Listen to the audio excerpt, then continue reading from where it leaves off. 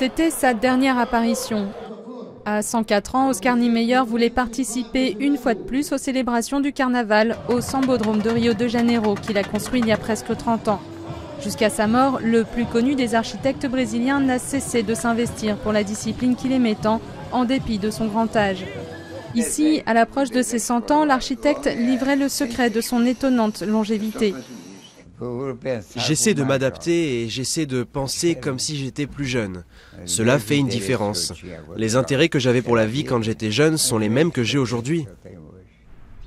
C'est à Brasilia, ville inscrite au patrimoine de l'humanité depuis 1987, que ce travailleur acharné a laissé sa plus forte empreinte. Des monuments élancés aux lignes courbes rappelant selon lui celle de la femme brésilienne, parmi eux la grande cathédrale, les ministères ou encore le Parlement avec ses deux demi-sphères inversées. À l'occasion de ses 100 ans, Oscar Niemeyer recevait des mains de l'ambassadeur de France au Brésil la Légion d'honneur dans l'atelier de Copacabana où il vivait. Cette chose de centenaire, je n'y donne pas beaucoup d'importance.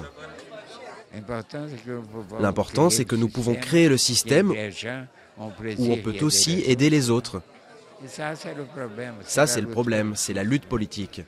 C'est faire un monde meilleur, plus fraternel.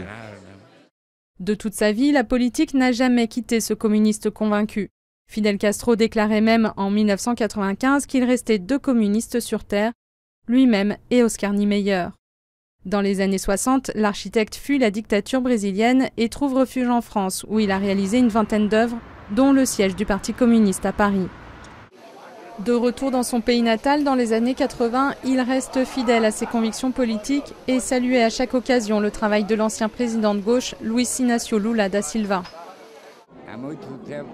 Ça faisait longtemps que les Brésiliens ne pouvaient plus sourire.